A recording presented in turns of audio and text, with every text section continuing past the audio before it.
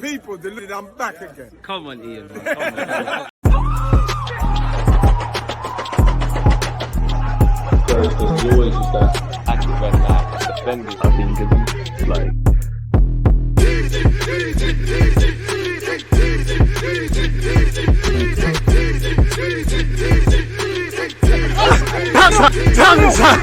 People deluded, I'm back again. Come on, Ian, man. Come on. Just like Ian Wright said there, people deluded, I'm back again. First things first, I hope everyone's blessed. I hope you and your loved ones are all in good health. At the time of making this video, it's the weekend, so I hope you're all enjoying your weekend off the back of a great week. Obviously, let's keep pushing, people. Hopefully 2023 is as better as is better than it was this year, and it's great for you lot in your personal and private lives. As usual, appreciative of you lot tuned in. Make sure you're getting your comments in when this video premieres and also after if you're catching it on the rerun. Obviously, don't forget to like and subscribe, people. Check out the channel list now. We're about 8-9 days away from the Premier League resuming. In fact, club football is back next week. It's Cat Yarabel Cup action where we're not involved. Obviously, naturally, I'm disappointed to be out of any cup, but we still got the FA Cup. We still got the Europa League. We're still trying to get Champions League football via the domestic campaign. And who knows, maybe beyond that, you're only as good as your last game. And, things are earned in football, not given. And where we are in the league table for Mikel Arteta, the coaching staff, the fans and everyone, it shows what can happen if you pull together in the right direction. And I thought we might as well do a mid-season review / season restart preview. Now, as I said, people, it's only half time. If you're in a race and you're winning the race, you haven't necessarily won it. I do like what we've been doing this season through everything. Tactically, what Mikel Arteta is doing, he's getting more. The players are playing quite well, but the system is great. Individually and collectively, the defense, the midfield, the attack, and the sub teams are all individually doing their job. Collectively together, they're all helping us. I do think the system has enhanced certain players. Granit Xhaka has always been given an unfair sort of time with Arsenal fans, but it's even enhancing him. Thomas Partey is doing well. The younger players, people are doing well in positions that aren't necessarily theirs. Zinchenko and Ben White, Saliba's come back in. Obviously, football's a results business. Right now, we sit top of the Premier League. Between us and Newcastle, 2 losses. If you told anybody that, myself included in August, we'll be looking at you like you're a weirdo. And that's earned. That's earned. That's a byproduct of what we've been doing since Mikel's walked in. That's a byproduct of having a good pre-season. The transfer market, the players all bringing something to the table. Not just the players that came in last summer, the summer that's just gone, but the summer before that, the Ben Whites, the bit part players so far, but Tomiyasu, etc. It's not done. We're winning the race in terms of having the season we want to have, but we haven't won it. There's many twists and turns, bumps and bruises. We're not going to win every game. We're going to go through tough moments of form. Like everything, even teams like City, anytime they've won the league, sometimes they've dropped points where they didn't need to, or definitely when they've won the league on the last day. We all remember QPR versus City. And obviously, I'd say last season with Zinchenko, ironically, and co, they had to make the difference, and again, there's many twists and turns, bumps and bruises. Some players are going to maintain form. Others are going to drop off. And this is why it's a squad game. There's 38 games in the Premier League. There's different protagonists and whatnot, people. So, yeah, we might as well just I might as well just offer my thoughts, really. Now, if I share my screen with you lot, people, this video really just came out of just doing some rough sort of thoughts to myself. As you can see, this is my transfer news kind of scraps. But the season so far and my review, obviously the best games when I look at what we played. For me personally, I have liked our away form. Full stop. I think Wolves away, because you're always a bit nervous going away from home, and there was a lot of illness through the camp, so it was a big test physically. So for me, might not be the most glamorous, probably won't be in the highlights if we have a season that we want, but I did enjoy Wolves away. Liverpool at home, obviously, when was the last time we beat them in the league? Great performance, but obviously it's nice to take points off your top 4, top 6 rivals and things like that. Spurs and Chelsea, it goes without saying, that was the most dominant performance I've seen against Chelsea for a while, and not necessarily because of how good we were. Take nothing away, it's Chelsea were toothless, but we went out there and handled business. Obviously, I've loved our away form. We let ourselves down at St Mary's and Old Trafford, which Arsenal fans, we never really travelled them kind of grounds there well. We've got Newcastle home and away to come, got Brighton away, got Spurs away. There's many twists and turns, bumps and bruises, people. So yeah, for me, it was nice to beat Liverpool. Obviously, it's nice to beat Wolves, as I just alluded to. Chelsea and Spurs goes without saying. I did enjoy Leicester at home, because I do think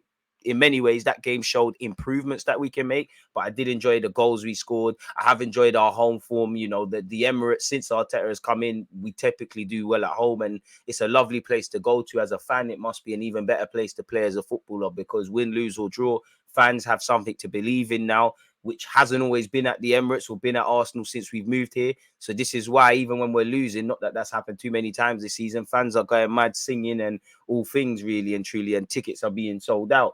I enjoyed Leicester because there was lovely goals. I enjoyed the Villa game, because like Fulham, we found not a last minute goal, but a last minute goal. If I remember, Martinelli scored. You know, sometimes you have to fight for victory, and you could kind of allude Fulham to that. Just, I know with their games we should be winning, but I'd say Bournemouth and Forest, just because we battered them really and truly. It's nice to see my team go out there and do that.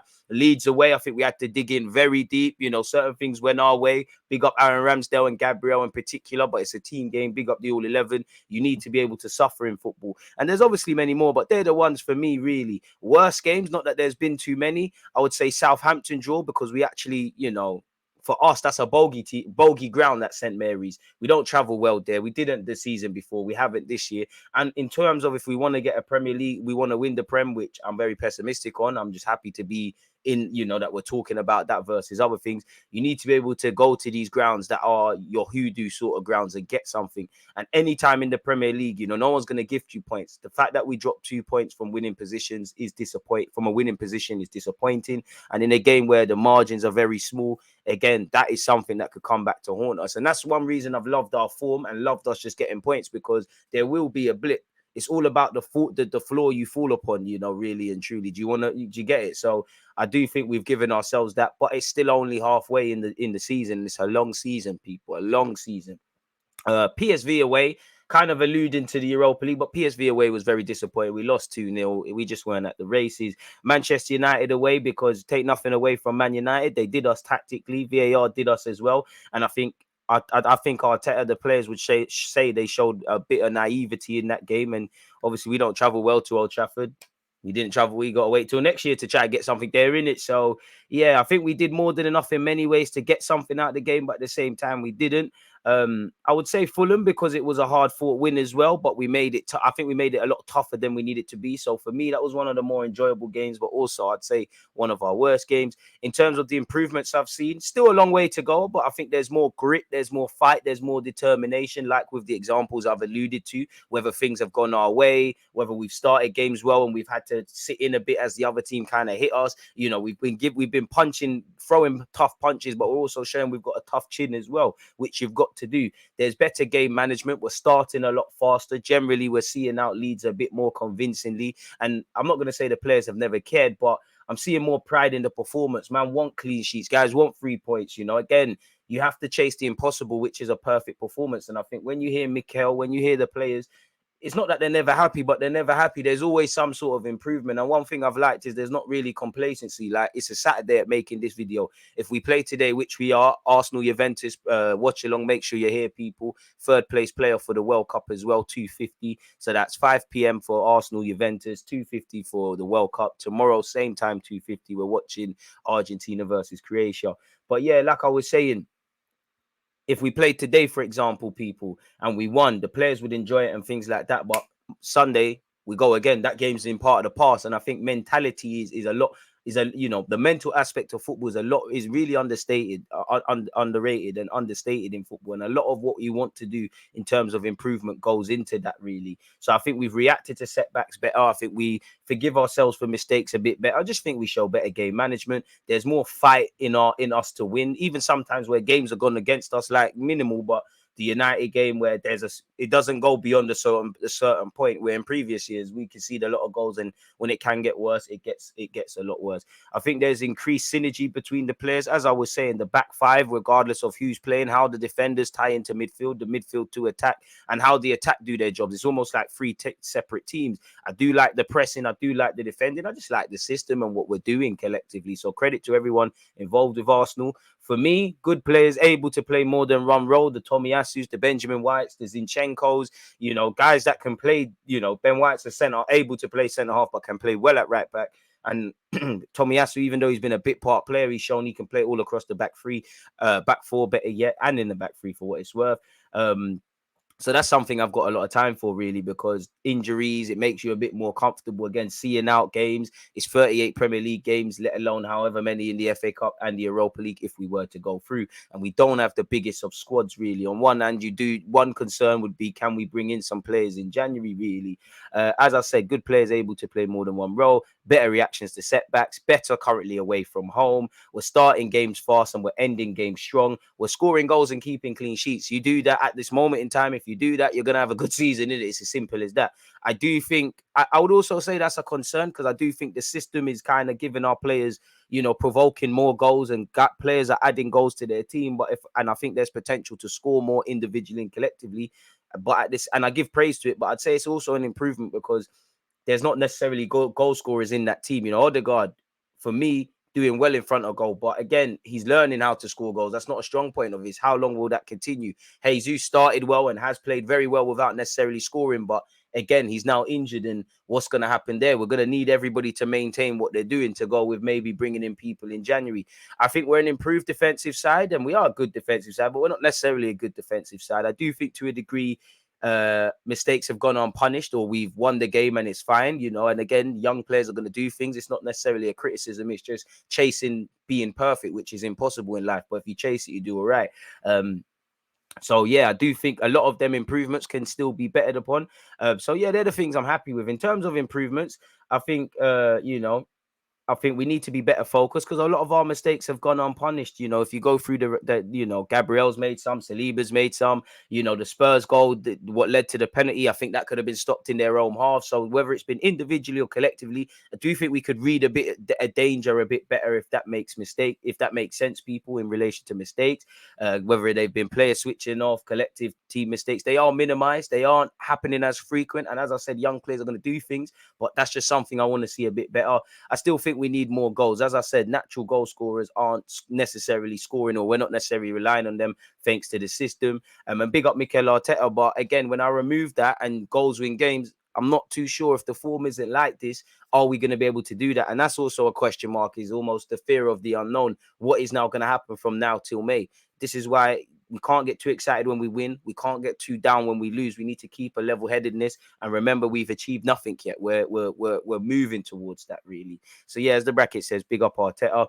I do think in terms of game management, there can be improvements, because we have conceded a lot of cheap goals. I don't think we've seen the warning signs like against Spurs. I definitely say way before Leicester scored their 2 goals, we were kind of a bit wonky defensively. We got away with a penalty with VAR. That's where I want my players to switch on. Prevention is better than cure. I'd rather my defender read the situation, step out in front, and the striker never touch the ball, then someone have to make a crazy slide tackle. Now, the crazy last-minute tackle is going to be part of the highlights, but the best defenders or the best players read things according to where they play a lot sooner rather than later, if that makes sense. So in terms of conceding goals, I think we could do a lot better in the last 30 minutes of games. We conceded in the 63rd minute against PSV, the 74th against Villa. In the EFL Trophy, 65 minutes on the clock, Lamptey scored for Brighton. And a lot of these times, the goals has kind of changed the game. 71st against Brighton, 65th against Southampton. We conceded 2 quick fire goals in the 66th minute and the 75th minute against Man United. And we conceded with James Maddison in the 74th. Now, it is what it is, people. But just in terms of getting greater there, typically football is decided in the first 10 minutes and the last 10 minutes, or the first 20 and the last 20. So we need to just keep moving what we're doing, but that's just an area for improvements for me. If we were to talk about potential question marks going into the next half of the season, I would say for me as a fan, I'm only speaking for myself, how good are we when everything's gone wrong, when certain players are not playing well, when certain people are injured, when there's a red card, when there's VAR, when the club isn't this healthy, because right now it's lovely to be there. And I'm not saying that's going to go anywhere, but how good are we at our worst? There's an element of that. When you look at it, for Arsenal fans that think we can win the Prem title, I'm not saying you're right or wrong, City are better than us. For individually, collectively, the gaffer, I mean, no disrespect, they are better than us. That's not a crime. There's no fault, but they're better than us. On their day, they can beat anyone. But it's also an element of on their worst, because it's 38-game Premier League. Whether you look at when Arsenal won the league in 2004, the Chelsea sides, the City sides, the Man United sides, they haven't just walked in and everything's gone their way. Sometimes they've had to react even to keep our invincible thing intact. Do you know how many draws we had? Do you know how many times it didn't go right? But if you can't win, don't lose. So I kind of want to see that. Obviously, I'm hoping we bring people in January. Hopefully, you know, the Smith Rowes, the Vieiras, the Eddie Nketiahs, the Tomiyasus, the Tierney's, people that have been bit part players. I hate saying that because everyone's playing their role for this team, whether we're doing well or not. Can they maintain that? Can we still get results? How do we react to maybe we go 2-3? I don't want this to happen. I'm not saying it's going to happen, but we go 2-3 Prem games without victory because it's not just going to, I hope it stays, but it's not just going to be what we've seen. We just turn up, we win games. It's all wavy, really. It's not going to be that. The Premier League don't work like that. I hope to be wrong, but it's not going to happen. You know, when things have gone wrong, when key players are not performing / injuries, as I said, I think we're an improved defensive side, not necessarily a good one in terms of not necessarily we are clean sheets, we're all there, but for the potential I think we have, we could go up several gears in that regards. I do think we are scoring enough goals, but at the same time we're not, and I think we've got more potential to score more goals collectively and individually, you know, to go with what we're doing already, which is also good. Probably going to need some help on the transfer front. And again, how will we react to the loss of form / bad run of games when that happens? Because that does happen, people. So I would say they're my question marks, but relatively it's positive. I think sometimes we don't prevent goals which are needed. As I said, Liverpool's goals we conceded, you know, we're not following runners. You look at Diaz and Darwin Núñez. The Spurs game, it's 7-2 in midfield at one point in the build-up to the penalty. Leicester, the warning signs were there. Probably the poorest game, Leicester, really, because the warning signs were there. I don't think we took heed. And ultimately, reactions to injuries, which, again, we've had some injuries this season, but we've got away. If we were to look at, for me, players of the season so far, I think I'm being very harsh because there's many candidates, but I tried to go a bit left. Obviously, you could say, bro, Ben, as I said, big up Jesus, White, there's Partey, Ramsdale in his own way, Gabriel, there's many. But I would say I tried to whittle it down to 3 players that to a degree have exceeded expectations. Now, Xhaka has been given at a polarizing time at Arsenal. He's thriving in that role. So no order with this. I'm just trying to whittle it down to 3. Big up Granit Xhaka for what he's brought to the table this season on and off the field.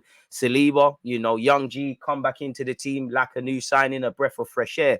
Martinelli, because, yeah, you've got potential, but now you're looking like, okay, Saka, Smith Rowe, I'm going to have a season like that. The left-hand side's been vacant for him, and he's ran with it. And, you know, he's now a World Cup playing, you know, he's in the international squad for Brazil. He's gone to a World Cup. He's doing what he's trying to do. So, to a degree, exceeded expectations. We know Martinelli had it in his locker. So did Saliba. I didn't know Xhaka had this capacity. I always knew he's an intelligent footballer and he's a good player and given a hard time. You know, I had a hard time defending him on YouTube many years ago. You can go check the videos out. But I would whittle it down to those 3 because for me, to a degree, they've exceeded expectations. There's not really underperformers this season, if I'm real. You know, I could say Jesus on the goal front, but that's forcing it. I would say Smith Rowe by default because he's just simply not been fit. And Lokonga's basically played no minutes, but I don't think Lokonga's really taking the opportunities whenever he's played. Big up Reece Nelson as well, because I think he's taking his minimal chances more than Lokonga. And I'm not trying to make this about Lokonga, but I'm forcing it a bit. But I thought that players of the season so far, like I said, you know, I'd also hail up Xhaka. I think Saka, Martinelli, Partey's been great. Gabriel's been good. Saliba's been good. Benjamin White's been fantastic. Ramsdale, again, our keeper's hardly had anything to do, but you look at the Leeds game, big performance from him. And I think everybody's just been doing their job. For me, I think Odegaard as well, man. I think I'm a big fan of Odegaard, you know. I'd say the least important thing for him is to add goals. I want to see you control the tempo of the game a bit more, but you have the capacity to score goals. You play in the final third, you lead the press. So it's nice to see, really and truly. Young player, I've said Saliba. Second half of the season star. I'm backing Tomiyasu. I hope Smith Rowe or Fabio could do that. Just a bit of fun. Unpopular opinions. I think Gabriel's performances have been underrated. When he plays bad or makes a mistake, man, are onto him. And I'm not going to lie. Maybe it's because Saliba's a shiny new toy, but as good as Saliba's been, sometimes he's done some crazy things that you won't even know because it's not Gabriel. I think Gabriel's been good this season. Needs to cut out the bozo gene, but he's been good. Unpopular opinion, Jesus is amazing and his game is based on more than just goals, but he has said you want to be the number 9. Arteta has said we need to score goals. You're too good not to score goals, Jesus. You can do all this stuff you do as well as score goals. Let's not do the Lacazette thing and overcompensate. Unfair opinion, I think it's unfair to rely on Eddie Nketiah if we don't bring a striker in or supplement that with a winger, because I back him, I support him, but even at his best, is it enough? And I don't think that's fair on him. The technical front, you know, the players, the fans. I don't think it's fair on Eddie because you can't do that. You're improving in terms of general play, but you can't do that.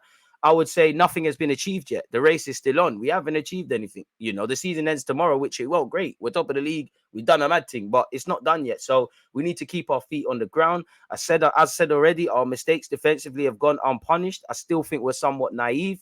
I still think we lack natural goal scorers. And I still want Xhaka as part of the squad and stuff, but I just feel long term we need to get someone that could do what Xhaka does to a better level, take nothing away from him. I'm not saying sell him or whatever, but I do think that midfield needs to be adjusted. Maybe someone that's slightly less younger than Xhaka, because you look at Xhaka, Partey, or Nene, they're 30 now. Not saying to sell them, but we've got longevity in the final third. Odegaard, Smith Rowe, Saka, Jesus, Martinelli. Probably missing out some if you get Mudryk, he's 21. Defensively, Ramsdale, Tomiyasu, he doesn't look it, but Tomiyasu, Tierney, Benjamin White, Gabriel, Saliba, they've got their best years in front of them. You know, where you look at Partey, Xhaka, and El Nene, it's kind of right now, like the next 2-3 years at best. They're right now. We need a bit more longevity. And the one guy that has that in Lokonga, I still back him, believe in him and that, but I don't know if you're going to have this thing here.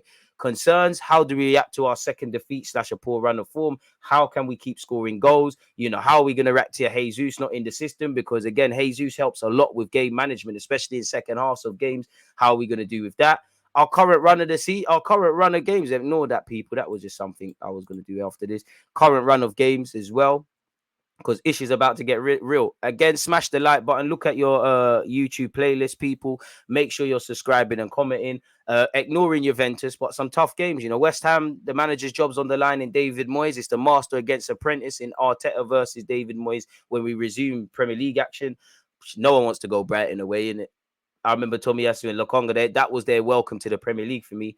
No one wants to go Brighton away. We have to go Brighton away. No one wants to play Newcastle at home or away. We have to play them. You know, we've got Oxford United in the FA Cup. I want to go as far as we can, but you got to remember every game, especially where you've got less players, it's going to take a lot out of you physically. Tottenham away. When last did we win at Shite Hart Lane? In my first half of my 27 years, bro, playing Tottenham weren't a thing. If YouTube was about then and I was doing YouTube, bro, man, not talking about Tottenham as a big game. See pardon to me, my team win the league there with their former guy, really, in Sol Campbell. And I've also seen my team want to fight each other after winning the league there. Such is chasing perfection, as I was kind of alluding to. We've got to play Man United at home, which goes either way. I want revenge. Everton away at Goodison Park, it's a bit, you know, Brentford, City, you know, Villa away, Leicester away. Leicester are still fighting for their lives. So from now, December till February, it's on. We've not achieved anything. Almost start again. We need to have that same mentality that we started in August. Forget what we've done or not done, or whatever, you know, take the confidence from that, work on the good and make it great, improve what we need to improve, and we should have a decent season. But as you can see, it's good. The life is going to hit us very quickly, really. Arsenal.com had this article, people, with the 14 games that we've played so far. I thought, let me look at that. Our tally of 37 points from our opening 14 games is the most we have ever amassed at this stage of the season. Big up Arteta. Only 2 clubs have done such, with City and Liverpool, people. It's taken us to the top of the table. We've got a 5-point cushion, which in January isn't the best, really and truly. This will be the first time we'll be top at Christmas since 2007 and only the 3rd time overall in the Premier League era. After the first 14 games of the season, we had 23 points and sat 5th, while in 20 of last season, while in 2020-21, we managed 14 points at this stage and we're 15th. On average, during the Premier League era, we've taken 26.6 points from our opening 14 games. We're also the only team to have scored in every game so far this season, which is an amazing achievement, netting 33 in total and conceding 11. No team has conceded fewer and no team has kept more clean sheets. 7 including 6 away from home. So this is why I was saying earlier, big up our away form. Fantastic stuff. We've scored 14 goals in the first half of games and 19 in the second half. More than half, 17 then have been left-footed and 10 right-footed and 5 headers as well as 1 own goal. Where did the own goal happen? Can't remember.